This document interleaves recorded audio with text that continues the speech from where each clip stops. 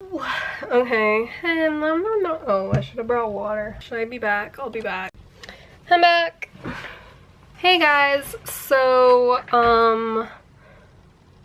what's my video topic today? Ooh. Okay, so yeah, this has been requested for quite a while. I don't know, you guys really want, I mean, no, it's completely understandable. Like, I probably was the same way last year, very nervous for starting my freshman year. But yeah, this is going to be a video that offers advice for freshman year, like what I wish I knew before I started my freshman year of college. So I have like a list that I kind of wrote down last night, but it's like very unorganized. Oh gosh, there's a lot. Okay, where should I even start? Should I start in order? It's very out of order though. Okay, well, number one, don't try your best not to get sucked into a Netflix show, because as you guys probably know, that stuff like really drains your time, especially if you're like watching it alone. At least like get some friends to like watch it with you so it can be kind of like a social activity. But yeah, I don't know, I feel like Netflix definitely drained a lot of the time I could have been spending studying or sleeping or eating or doing anything else. So Netflix, okay, Netflix is not always a terrible idea. It's just like, you shouldn't get into shows by yourself. Get into shows with friends so it can become a group activity. Okay, next. Oh, this one's really important actually. Wow, we're going from 0 to 100 real quick. So this one is, don't worry too much about figuring out your major freshman year, because, okay, there's, for many reasons. The first reason, it's probably gonna change.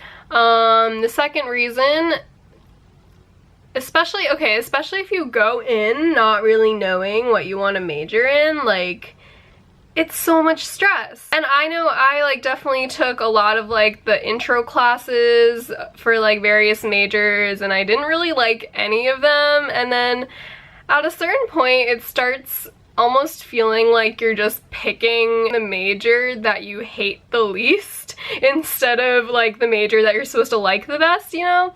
Because I just find that intro classes are generally not very representative of the major as a whole. And it's just a lot of stress. So okay, yeah, this kind of ties into one of the other tips I had, but like, just take a huge variety of classes all over the place, and they can definitely be like super specific classes. Definitely don't be afraid of taking classes that are specific. Just because they are specific doesn't mean that you need to know a lot about it already. It totally depends. Let me think. I don't know. Like my all-time favorite class last year was a class called Reading and Writing Poetry. And I definitely didn't take that class trying to figure out what my major would be. So yeah, I don't know. Just diversify. Freshman year is the time for diversifying. Of course, if like you for sure know what you want to major in, and like it's a major that requires you to start freshman year, like don't listen to my advice, go for it. But for those of you that are very undecided, like I was, seriously, just fulfill your like, so at Stanford we have our WAYS requirements. Fulfill those just by taking random classes that sound interesting to you, and then go from there. Like, pick what you're interested in from that. Okay. Number 3, frat parties aren't that great. I don't know if that's an unpopular opinion or not. I went into college, I don't think I thought that frat parties would be fun. They're not. I guess I was right. I don't really know. They're just like, they're so sweaty and loud, and there's so many people, and everyone's just all over the place, so intoxicated. I'm like, of course I've only been to like a couple, and they do go all out, especially with the decorations, but like, I don't know. I personally prefer like smaller gatherings with like people you actually know, or at least like you know them through people that you know. I don't know, they're funner and they feel like more comfortable environments. I don't know, I just feel like more at ease when I'm like in a group of people I know. Yeah. Okay, number 4. You're not gonna want to take any class before 10:30. Even 10:30, like if that's your earliest class, you're gonna wake up and you're gonna be like, I don't want to go today. And like, it's okay to feel that way. You should still go to your classes, but like, I don't know. I definitely had zero motivation to go to my morning classes. Afternoon classes were a much better experience. So yeah. Morning classes are really just like, if you have to take one, then take one. I know next quarter I think I'm going to be taking a 9 o'clock class, which is like one of the earliest classes that Stanford offers. And of course, like, it's like nothing compared to how early we had to wake up for high school. But in college, you actually get to choose whether you want to go to your classes or if you want to just like stay asleep, you know? In high school, we were kind of more like forced to go to our classes, and in college, if you're gonna be waking up at like 8 o'clock for a 9 o'clock class, more likely than not, you're probably just gonna want to stay asleep. So keep that in mind. Number 5, this is not sponsored in any way by Venmo, but get Venmo, because I went in not having Venmo because, I don't know, my friends in high school never really used it, so I had no idea what it was. So yeah, I went into college. I think I downloaded Venmo on my first boba run. Yeah.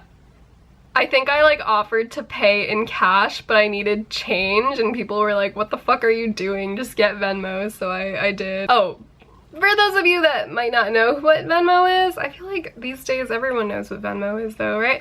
It's kind of like a PayPal, except it's in an app form. I'm sure PayPal has an app, but like, it's not at all the same as Venmo. It's just an app where you can pay people with a click of a button or just like a tap of a touch screen. You can like link your debit cards, credit cards, bank account to it. Probably don't use a credit card though, because they charge you for every transaction. Debit cards are free, bank accounts are free though, so yeah. I don't really know anything about security, so I can't tell you if it's secure or not. I just know that a bunch of people I know use it, and it's pretty useful. Yeah, okay. Next one, this one I kind of covered in my freshman year reflection video. Basically, don't take 20 units, or like whatever the max number of units is at your school, because, it's, okay, even if most of your classes are like easy classes, just like the act of having to actually go to all your classes itself is already like such a stress.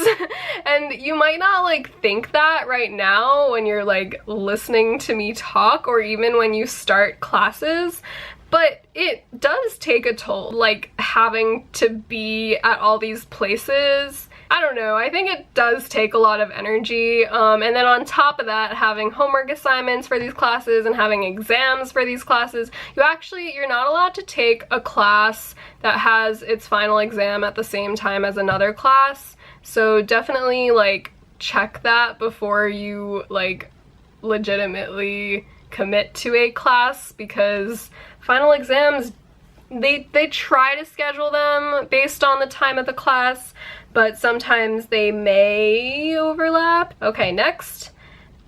How many am I at? 5, maybe 6 now. Go listen to that speaker or go to that event that you're like not sure if you should go to or not.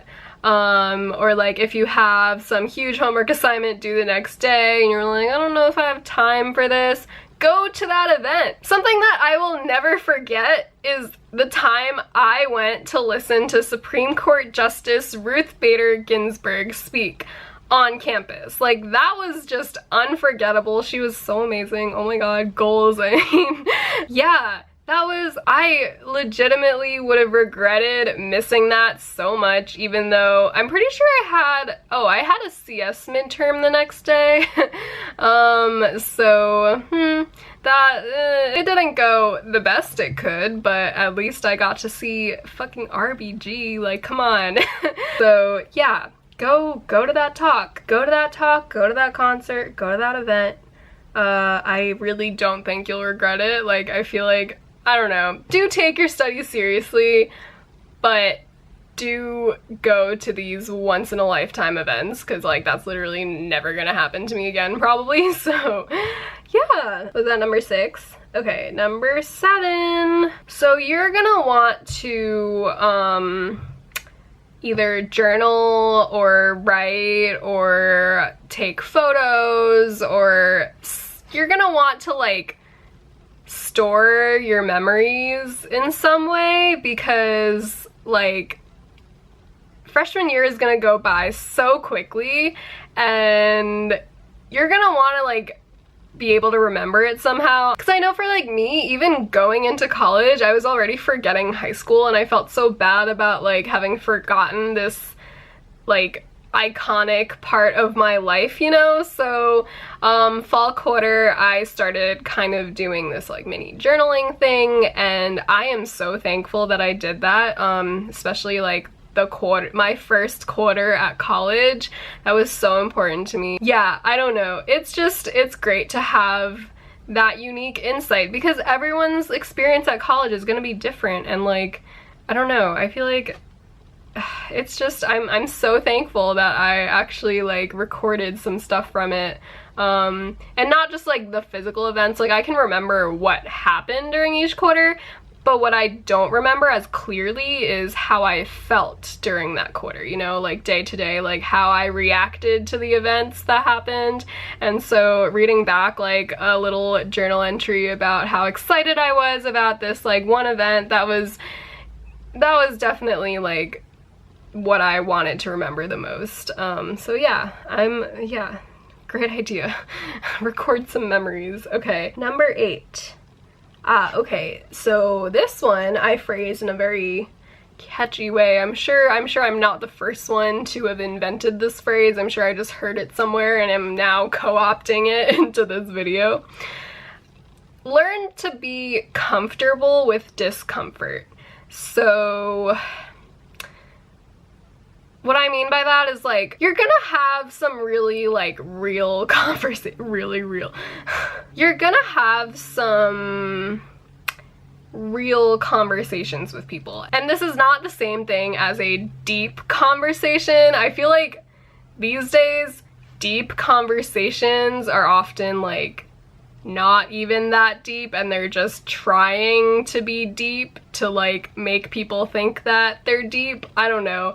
But, like, I mean, real conversations about real things that, like, cause, okay, in college you're gonna meet people that are, like, so incredibly different from you, first of all.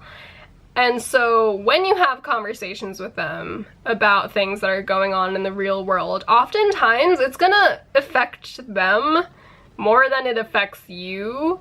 Either that or, like, vice versa, but either way, there is definitely potential for these conversations to cause discomfort.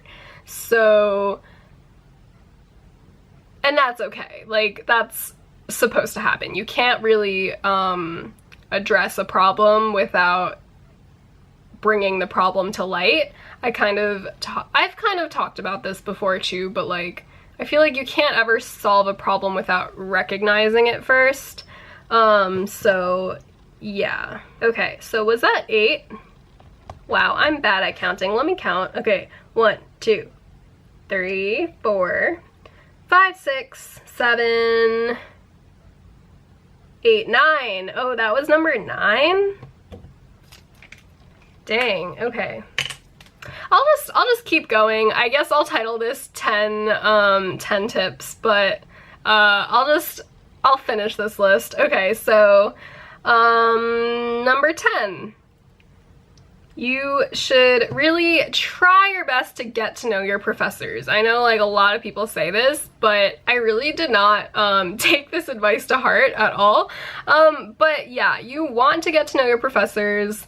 You also want to at least like try your best to take a few smaller classes, because like I know a lot of classes are like lecture size and they're really big, like a couple hundred people at least, and you're not gonna get to know your professor at all in those situations. So I just find it easier for me when it's in a smaller class, so that's why I've been trying to make it a point to take small classes whenever I can. But yeah, if not for any other reason, at least get to know your professor so you can get rec letters. Like, honestly, you're gonna need rec letters for whatever program you're applying to whatever study abroad you're applying to, whatever internship, I don't really know. But there's so many things you're gonna need reference letters for, and if you don't get to know your professors at all, you're not gonna have anyone that's gonna be able to vouch for you, you know? So yeah, it's very different from high school classes where you're spending every single day like in a pretty small class, or like smaller than college at least. I know my classes were probably like 40 kids instead of like 400 kids, you know? So that's kind of what I did not really expect going into college, like just that we would still need recommendation letters from our professors even though the classes were bigger. So yeah, try to take small classes, try to get to know your professors. Even if you like feel uncomfortable talking to them in person, send them emails on like questions you might have. Just like find reasons to talk to them, I guess.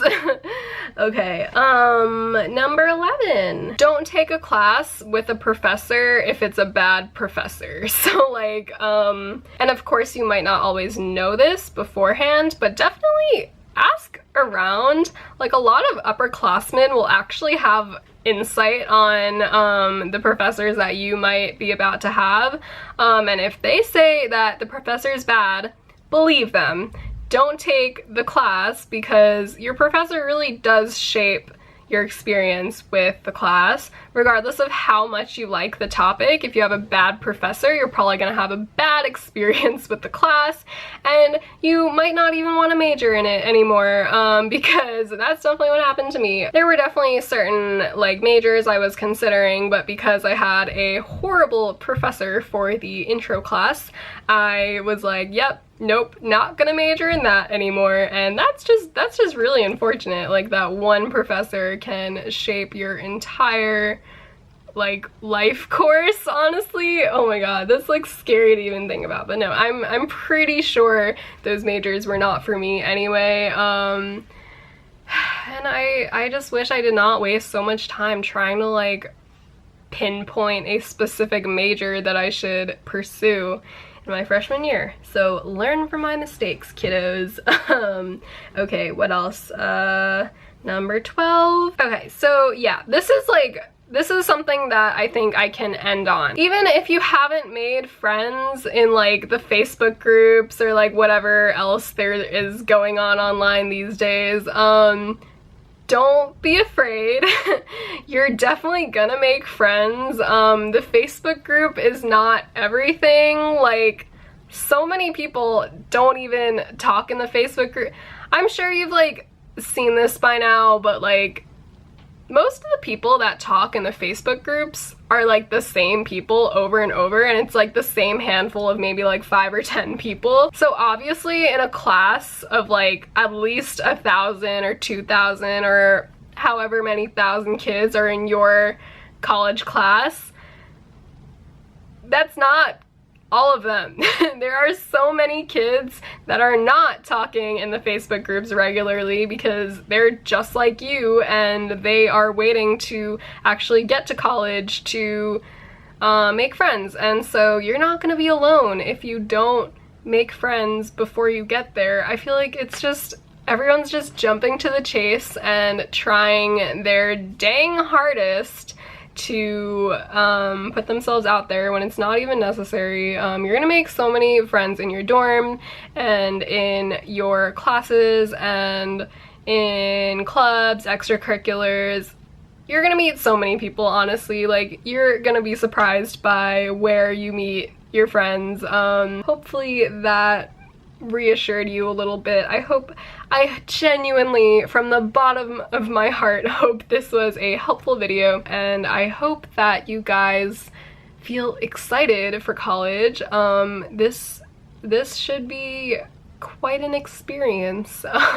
Yeah, so definitely let me know down below if you have any questions, comments, concerns, and I will see you guys next time. Okay, bye.